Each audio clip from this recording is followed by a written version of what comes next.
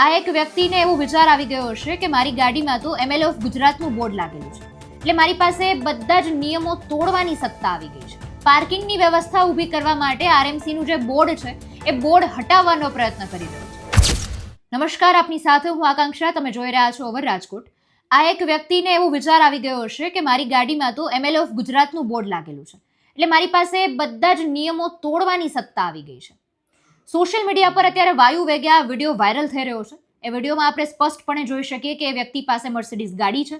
એ ગાડી પર MLA of ગુજરાતનું બોર્ડ લગાવેલું છે અને વ્યક્તિ પોતાની ગાડી માત્ર પાર્ક કરવા માટે, પાર્કિંગની વ્યવસ્થા ઊભી કરવા માટે આરએમસીનું જે બોર્ડ છે એ બોર્ડ હટાવવાનો પ્રયત્ન કરી રહ્યો છે. આ વિડીયો સોશિયલ મીડિયા પર આવતા અનેક સવાલો ઊભા થયા છે. એ વ્યક્તિ કોણ છે, કોની ગાડી છે, એમએલએ ઓફ ગુજરાતનું બોર્ડ લગાવેલું છે, એટલે પ્રાથમિક માહિતીઓ હજુ સામે નથી આવી. પણ સવાલો એ થઈ રહ્યા છે કે શું માત્ર ગાડી પર આવી રીતે એમએલએ ઓફ ગુજરાતના બોર્ડ લગાવવાથી નિયમો તોડવાની સત્તા આવી જતી હશે? અને આવી રીતે આજે સત્તાનો દુરુપયોગ કરવામાં આવ્યો છે. હવે તેની સામે પોલીસ વિભાગ છે, મનપા તંત્ર છે, એ શું કાર્યવાહી કરશે? એ વ્યક્તિ કોણ છે એ પણ માહિતી અત્યારે કશી સામે નથી આવી. એટલે હવે આ વ્યક્તિની સામે કાર્યવાહી શું કરવામાં આવશે એ પણ સૌથી મોટો સવાલ છે. અને આ માત્ર એક કિસ્સો નથી, ભૂતકાળમાં પણ આવા કિસ્સાઓ બની ગયા છે કે ગાડીઓ પર એમએલએ ઓફ ગુજરાત કે સરકારી કોઈ પણ બોર્ડ લગાવવાથી એ વ્યક્તિઓ પાસે નિયમ તોડવાની સત્તા આવી ગઈ હોય, આવો એમને વિચાર આવી જતો હોય છે.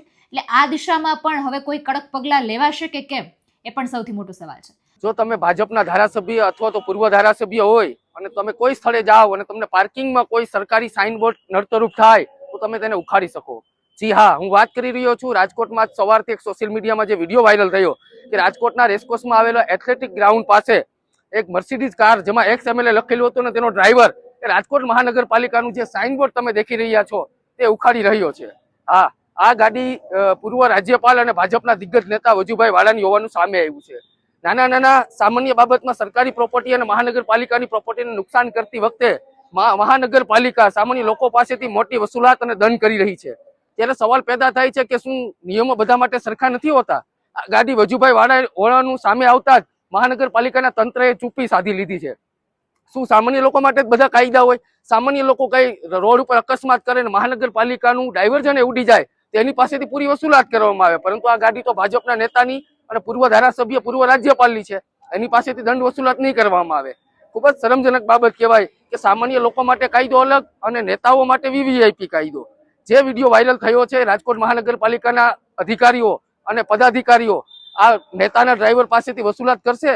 આ સમગ્ર મુદ્દાને આ જે વાયરલ થયેલો વિડીયો છે ને આપ કઈ રીતે જુઓ છો એ કમેન્ટમાં જણાવજો. ફરી મળીશું. હવે મને રજા આપશો. નમસ્કાર.